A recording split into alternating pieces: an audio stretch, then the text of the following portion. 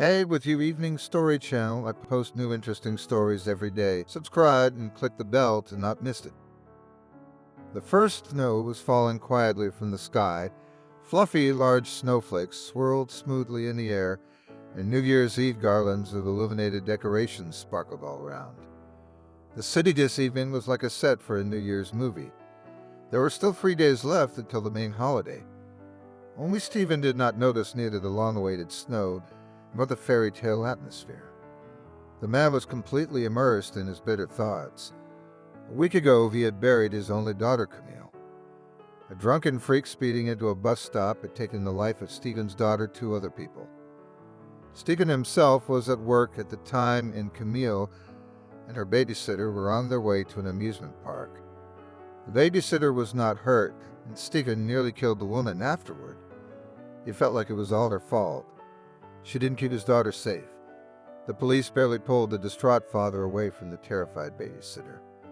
The funeral was a blur, all organized by Stephen's parents, and Stephen himself, more than anything else, wanted to die too, to follow his favorite girls. Only a sense of duty to his elderly parents, who had no one but him, kept him from committing suicide. 3.5 years ago, the first terrible tragedy happened in Stephen's life. His beloved wife, Emily, and another daughter died during childbirth. He and Emily were to have two twin girls. How did they wait for them? How did they prepare? With tears in his eyes, he remembered how he and his wife picked out paint for the walls of the nursery, how they chose cribs, and even how they quarreled a little when buying a stroller. Emily wanted to buy a hand-me-down to save money. Stephen insisted on a new expensive double stroller made of soft pink leather. "My princesses must have the best carriage ever." He laughed. Then the single crib and stroller had to be returned to the store. The double stroller was now worthless. Emily's labor came prematurely. Bleeding broke out, and the doctors could not save either the mother or one of the girls. Only Camille, the older of the twins, survived. Stephen still remembered how he had felt the first time he took Camille in his arms, as if a golden ray of light had suddenly flickered into the black pool of despair into which he had sunk when he learned of the death of the child's wife. Camille was weightless, only 2.5 pounds. Her wrinkled face, the light fuzz on her head, the unmistakable smell of a small child. For a second, Stephen felt the happiest. Of course, the mental wound after the death of his wife and little girl had never fully healed. Stephen remembered them every day. From now on, his whole life was centered in his little daughter. Not only was he a wonderful father, but he was also a substitute mother to the little girl. Stephen worked hard so that his little girl had the best of everything. But evenings and weekends belonged to Camille. On weekdays, her grandparents helped with her daughter. Not long ago, Stephen hired a nanny. Immersed in memories, Stephen stood by his car in the parking lot of a supermarket. He needed to go to the store and buy some food. He had no appetite at all, but it was vital to eat. If he didn't buy something himself, his mother would go to him every night with pots and pans and try to feed him.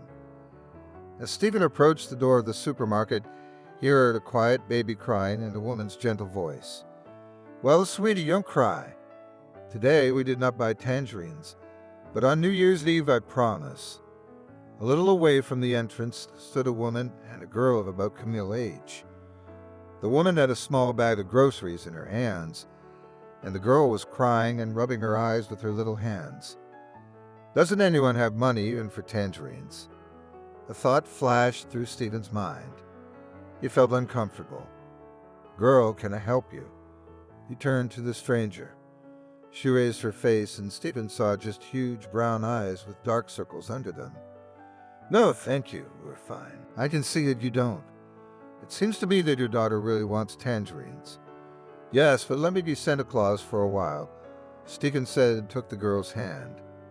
"What's your name?" "Baby girl." "I am Evelyn," shyly said the girl. She had already stopped crying and was looking at Stephen.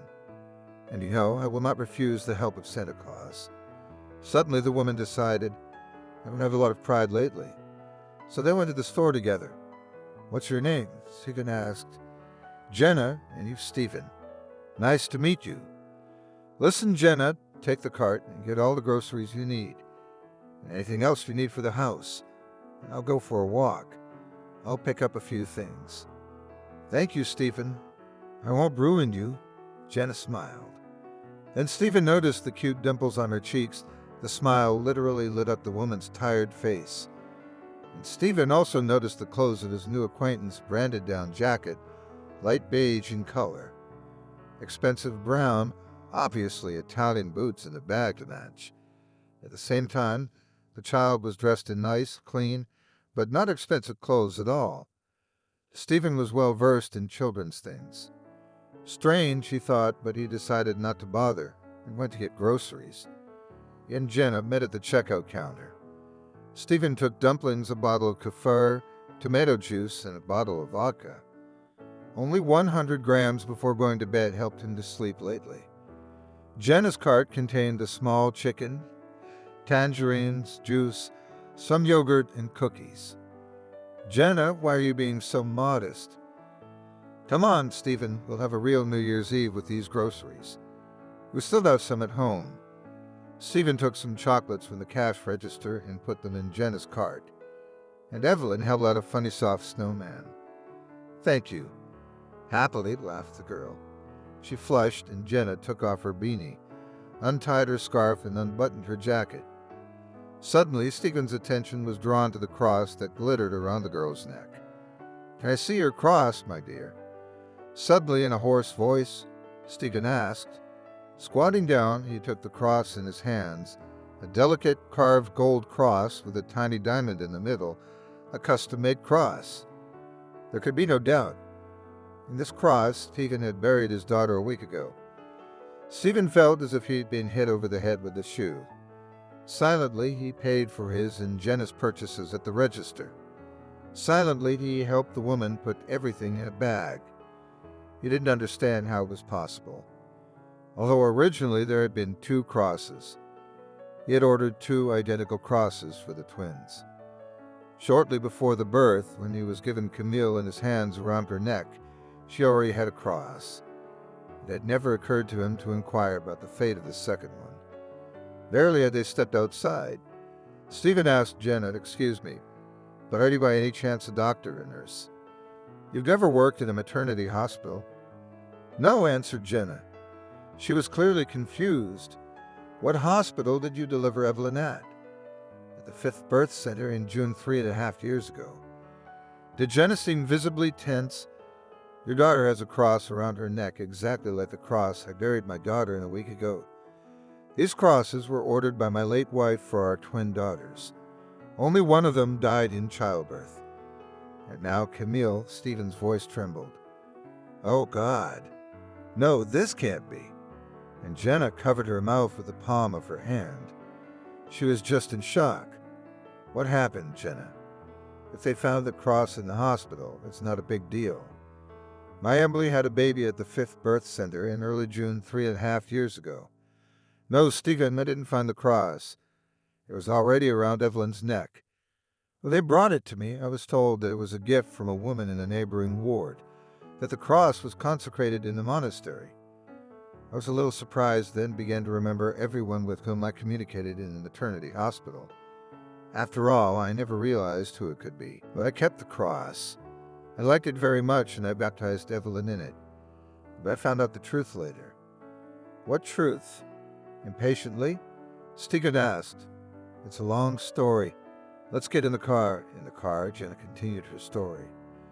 She told Stephen that 10 years ago she came from a small district center in the city to enter the college.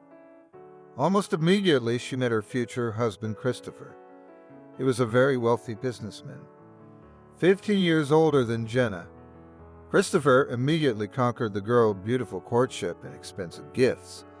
The first years of married life were like a fairy tale. Christopher helped Jenna to enter only not a school, but a university for a psychologist, traveling and hiking, the best restaurants, meetings with friends, expensive clothes and jewelry. Jenna felt like a queen next to Christopher. But happiness was not cloudless for long. Christopher turned out to be authoritarian and jealous, and demanded from Jenna unconditional obedience. for him. His wife was a beautiful toy, a thing to show off in front of friends. Jenna never had the right to her own opinion. Over time, the girl realized that her husband's business is seriously tied to crime. She began to notice that many partners and employees are simply afraid of Christopher. She herself also began to be afraid of her husband and did not cross him in anything. When Jenna graduated from university, Christopher started talking about having a child. For more than a year, they had nothing. This made her husband very angry. He began to drink a lot and even raised his hand on Jenna twice. I was about to leave him after he beat me a second time, Jenna said sadly. But then I realized I was pregnant. Christopher and I were overjoyed. The fights were forgotten, and he was back to the way he was the first time after the wedding.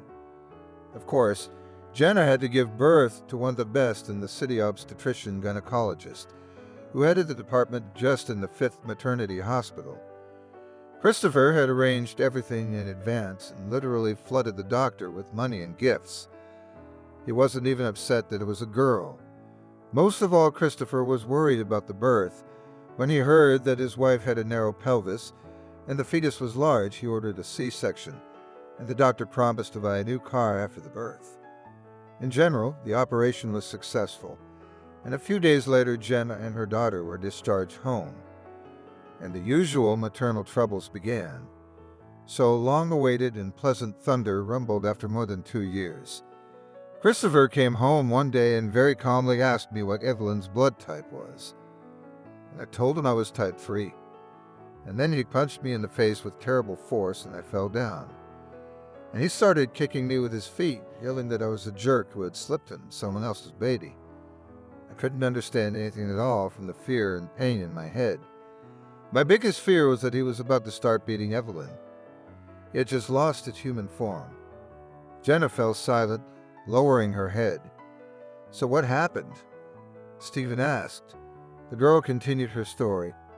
It turned out that Christopher had come across a blood type inheritance chart. He knew that he and his wife had type 2, so their daughter simply could not have a third blood type. Jenna didn't understand, but she knew she hadn't cheated on her husband. She struggled to get Christopher to take a DNA paternity and maternity test, and it turned out that the girl was a stranger to both Christopher and Jenna. So the only lid was to the maternity hospital. Christopher made a big fuss there, but Jenna's doctor, the former head of the department, left a year ago to work in an Israeli clinic. That's when Christopher found one of the nurses who helped perform surgeries. From her, the couple learned the truth. It turns out that their baby died during the C-section, and the doctor was so afraid of Christopher that he went to the most terrible crime. On the same terrible night in the maternity hospital died a woman in labor who gave birth to miraculously healthy twins. The obstetrician took one of the girls and passed her off as Jenna and Christopher's daughter. And he lied to the man who had been killed by his wife's death that one of his girls had also died in childbirth. Oh my God, Stephen exclaimed. How could he do such a thing? God, how do I know if there's a limit to human meanness, muttered Jenna.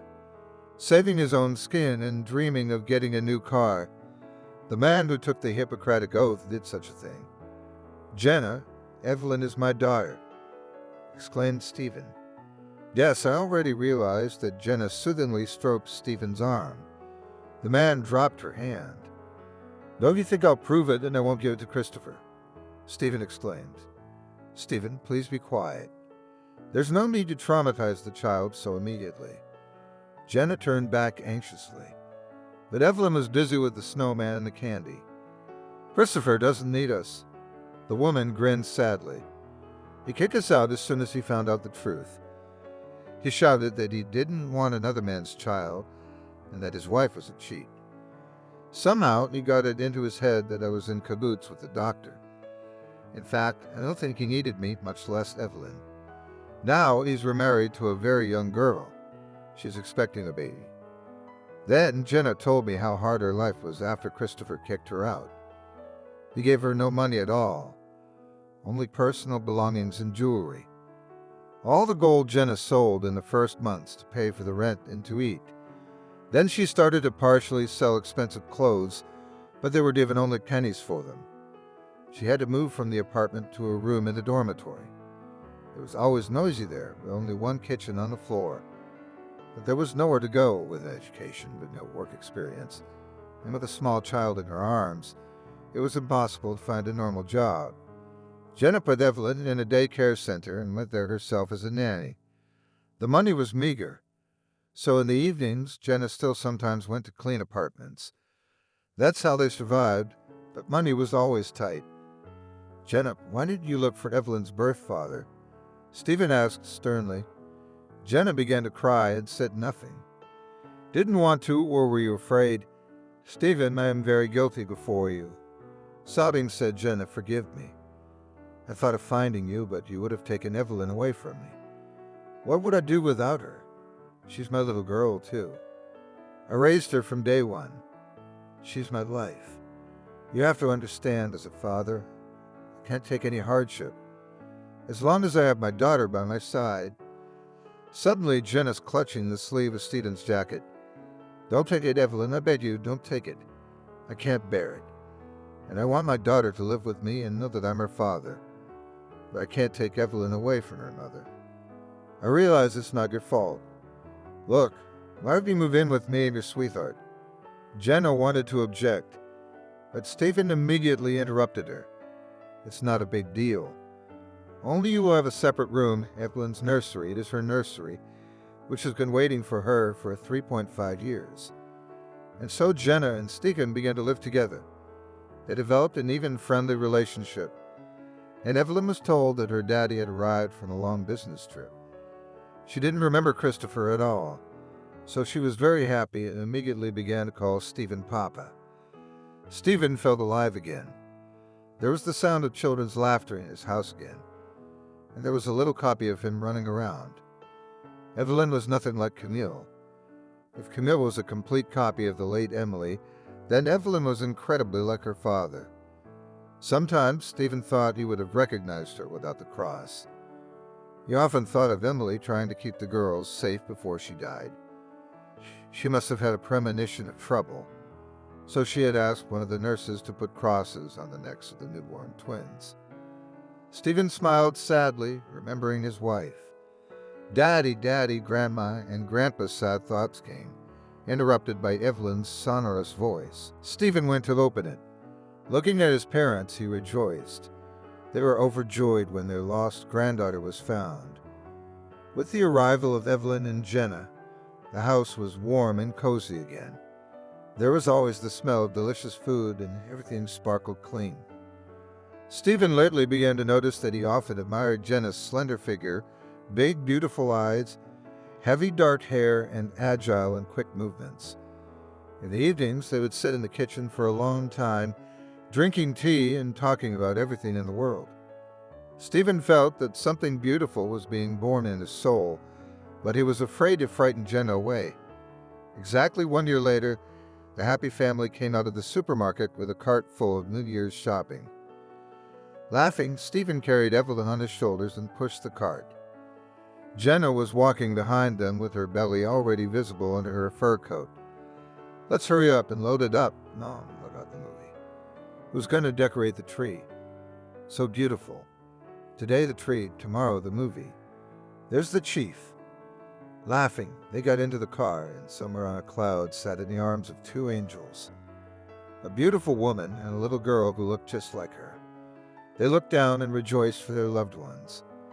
And snow was falling quietly from the sky.